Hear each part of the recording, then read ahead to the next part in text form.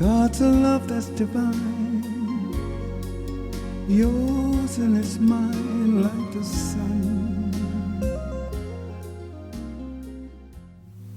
Well, it was a Saturday evening, and a Unity minister was preparing his talk for the next day. And his son was in the same room with him. And the son said, "Dad, what are you doing?" And the father said, "Son, I am writing my talk for tomorrow morning."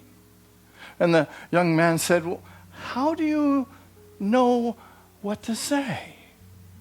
And the proud Unity minister says, "Well, God tells me." And the young boy looks at him with a quizzical look in his eye and says, "Well, why do you keep crossing stuff out?"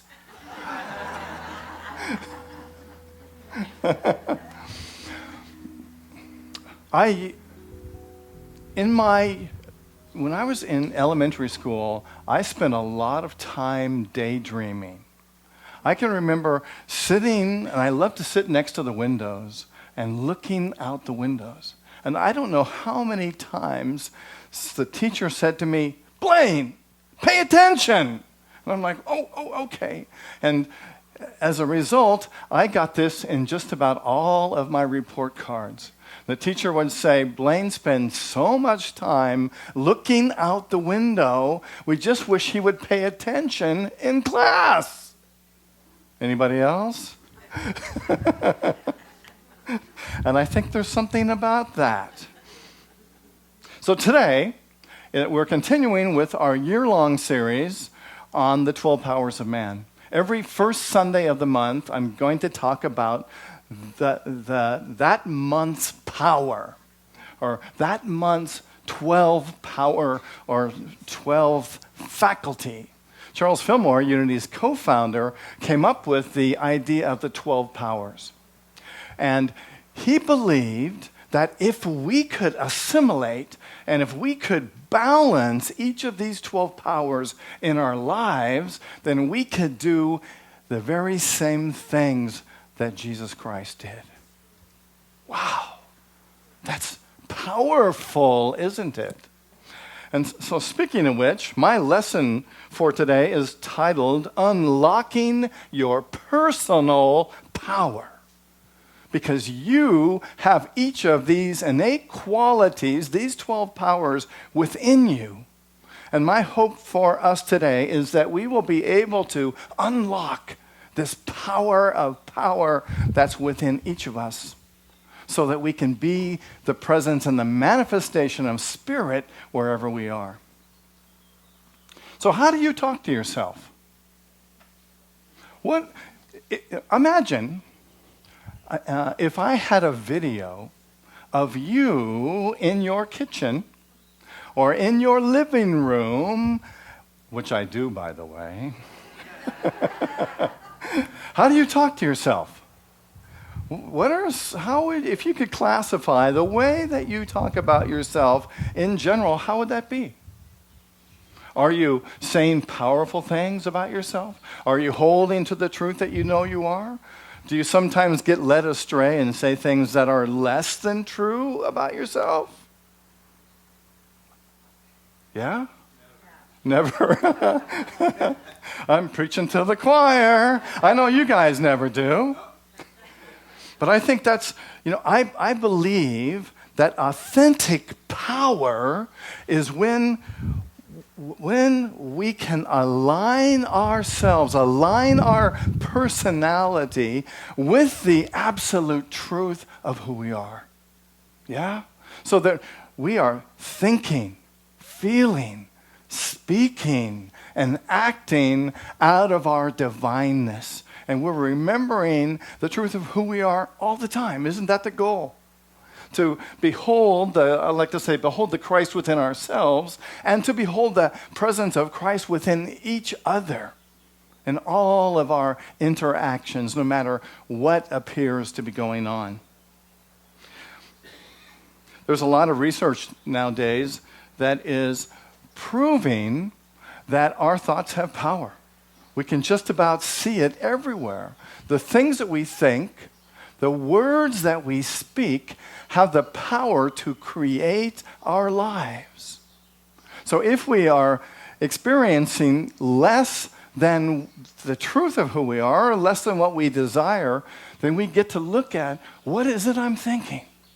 What is it I'm saying that's blocking me and keeping me from experiencing and expressing the truth, the divine potential of who I am? You know, I like to think that we are vibrating transmitters, and we're vibrating receivers, and we are constantly receiving information vibrations, and we're constantly letting them out, expressing them. And so we're kind of like, we're walking around all the time, absorbing energy and expressing energy. And the truth about this faculty, this power of power, is that we want to get this in alignment so that we are expressing our true self. Charles Fillmore said that the disciple Philip represents the faculty of power. Philip was seen to be a powerful man, and he bred horses. And the power of the color of power is what? Purple. No coincidence, is it, that forever the archetypal color for power, for royalty, is purple. And the place in our body where we experience the power of power is in our throats. Because it's in our throats where we have the ability to transform energy from one plane to another, from one modality, from one frequency. Think of it. Our throats receive an electronic energy from our brains. And then in our throats, it takes that vibration, that energy, and turns it into a vibration. Changes its form. So what we get to do by using the power of power is to change the form of the energy, to change our thoughts into a vibration and express that in our world. And the power of power is about making the choice, choosing how we are going to express that power. And recognizing that we have that ability to make that shift, to call forth that power. You have this power within you. And so what we're hoping today and talking about today is that we can take this power and we can change it from one form to another, from a thought, from an idea, to a sound, to a vibration, to an action, so that we experience and express the truth of who we are. Charles Fillmore, Unity's co-founder, wrote this in his book titled The 12 Powers of Man. And he wrote this over 100 years ago. Just listen to this and see how far ahead of his time he was. He says, the power center in the throat controls all the vibratory energies of the organism. It is the open door between the formless and the formed worlds of vibration pertaining to the expression of sound. Every word that goes forth receives its specific character from the power faculty. When Jesus said, the words that I have spoken unto you are spirit and are life, he meant that through the spoken word, he conveyed an inner spiritual quickening quality that would enter the mind of the recipient and awaken the inactive spirit of life. Wow. So it's in our words that we can enact the Spirit, that we can enact the presence of God, that we can literally call it forth and have it move through us right now, in this moment. And that's the power of using, when we use affirmations, to say, I am experiencing health. When? Right now. Because we are calling forth that vibration to quicken right in this moment. We have the incredible power to be able to call upon the presence of Spirit in this moment and to have it manifest in and through and as us. Wow. Who would have thought? Charles Fillmore. And many other people are now beginning to understand this basic concept that he came up with generations ago. A man came to his minister for help, and he said, "Oh, Reverend, you gotta help me. I feel so sick, and I'm so tired, and I just hate my life, and I can't stand my family, and everything in the world is so horrible, and I'm just having a lousy life. You have to help me. Oh, please, Reverend, help me." And the minister said, "Okay, I can help you. I'm going to give you an affirmation. And I want you to say this affirmation 20 times a day." And the man was like, "Oh, great. Okay, what is it?" So the minister says, "This is it. You say, I am healthy and whole in every way, and I get better every day. And I want you to say that 20 times every day and come back to me next week." So the man went home, and he came back the next week, and he was feeling worse. He's feeling horrible. He could barely walk into the room. And the minister says, "Didn't you do what I said?" And the man says, "Oh, I tried, but I could never keep track of the 20 affirmations." So the minister says, "Okay, I got an idea for you. I want you to go home and take a rope and tie 20 knots in it. And then every day, take that rope and put your hand on the rope and say, I am healthy and whole in every way, and I get better every day." And then go on to the next one. I am healthy and whole in every way, and I get better every day. So the man was excited, and he went home, and he got his rope, and he tied the 20 knots in it. And then he came back the next week. And now he's crawling across the floor. And he's like, "Reverend, I don't know what's wrong, but I just feel worse than ever before." And the minister says, "Did you do what I said?" And the man says, "Of course I did." And the minister says, "Well, show me." So he takes his rope with the 20 knots, and he grabs a hold, and he says, I am healthy and whole in every way, and I get better every day. Not. I am healthy and whole in every way, and I get better every day. Not.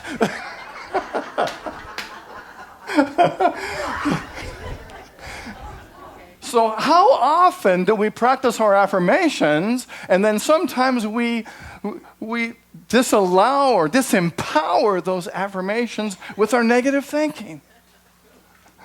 So what we want to do is be consistent, and I'll be passing out ropes with knots on them in the back of the service after the service today. So we want to be consistent. Using the faculty of power gives us this ability to transform energy. And we want to use it in a powerful way because it's a powerful tool. If we want abundance in our life, we want to consistently affirm that I am abundant when? Right now. I am receiving abundance of all good right now. and to watch the things that we say and watch the things that we do so that we continue to affirm the truth of who we are. If we want health in our life, we want to affirm, I am healthy and whole right now. I'm getting better every day. Yes? Can we say it together? Healthy and whole in every way, and I get better every day. In order to use the power effectively, we get to use the other powers as well. What I like about this teaching is that all of these 12 powers are cumulative and call upon each other. So when we create an affirmation, for example, we want to make sure that we use the power that we talked about last month. Anybody remember what that was? Extra points, prayer points, get them now. It was wisdom. And the power of wisdom is that ability to connect within and to realize the truth of who we are and to build our affirmations out of that truth. So what is something that you know is true for you? If you checked in with that wise part of you, with that Christ presence, and asked, what is a truth for me? What would it be? Grace. I am grace. I am experiencing grace in my life, yeah? What's another quality that the divine presence tells you that you are? Patient. I am patient. I am calm. How about I am loving? How about I am perfect? How about I am experiencing the power and presence of God in everything that I do?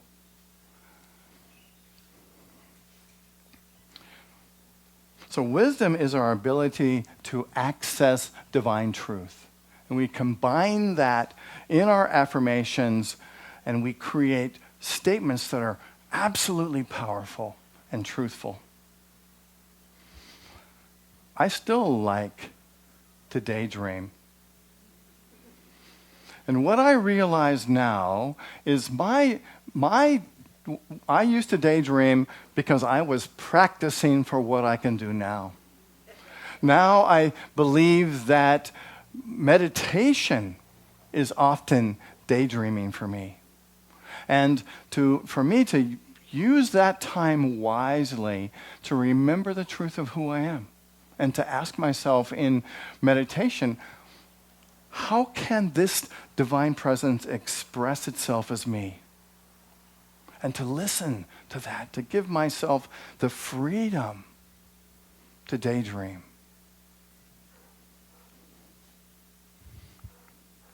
I love to paint pictures with words.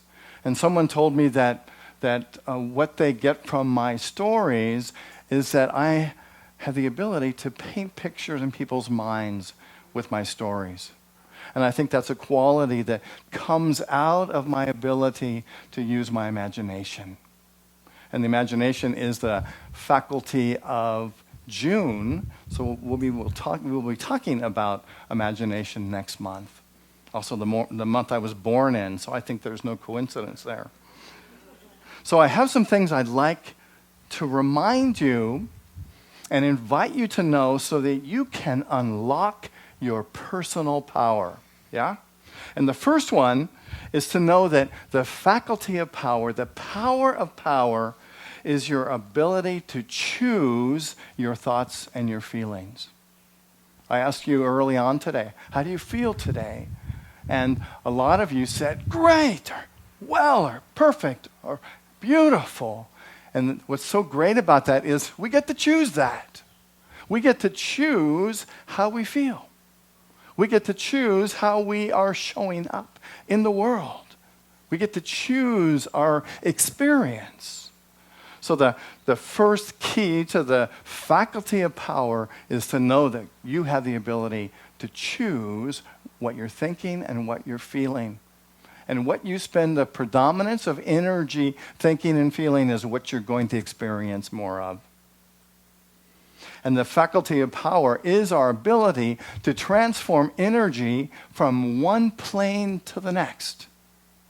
From one level of thinking, one level of consciousness, one vibration, to be able to change that energy thought that comes from your brain into words and vibrations that affect your life and affect the lives of all of us on this planet. And the third thing is to know that what we speak, what you speak, you attract to you. Thoughts held in mind, we like to say, produce after their kind. What we think about comes to us. We think thoughts of prosperity, we experience prosperity. We think thoughts of love, and we experience love. What we think about comes to us.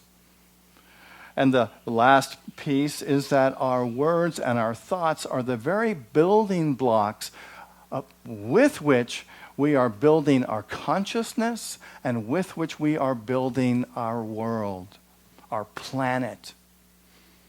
And what a great time this is to recognize this, that we have this ability on this planet, to be able to be co-creators with Spirit of a world that works for everyone, a world of love, a world of peace, a world that's safe for our children, our children's children. So one last little story. And this man was driving through the country. It was late at night, about midnight. And he had a flat tire. And he gets out of his car and he looks, sure enough, the tire's flat. He has another tire, but he doesn't have a jack. So he's thinking, oh, what am I going to do? And he gets a divine idea. And he remembers that some place down the road there was a farmhouse. And so he thinks, I'll go to the farmhouse and ask them if I can borrow their jack. So he heads down the road, and as he's walking, he's thinking, boy, it's a long ways. I don't know, they probably won't have a jack to give me anyway. And, they're probably going to, when I knock on the door, they're probably not going to answer. They're going to think that I'm some stranger that's come from nowhere and that I'm here to hurt them. And, oh my gosh, it's going to be terrible. I'm probably going to end up having to walk all the way home. And I just know that's what I'm doing is futile. They're not going to give me the jack. Oh, for gosh sakes, I don't know what to do. And he goes up and he stands on the doorstep and he rings the doorbell. And the door opens and he says, I don't want your stupid jack anyway. And he walks away.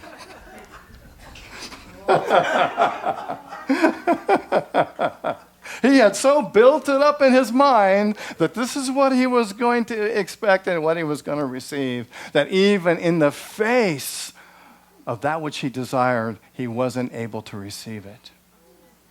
Jesus said, the words that I have spoken to you are spirit and life. And we have the ability to create our world, our lives, through the building blocks of our thoughts and our words. So I encourage you to join me this week, and let's create a good word club. Yeah? So that everything that we're going to say and think this week are thoughts of love and light and peace and truth and joy. And let us connect with our divine selves and experience our divine potential in everything that we think, that we say, and that we do. Yes? Yeah. Where I live,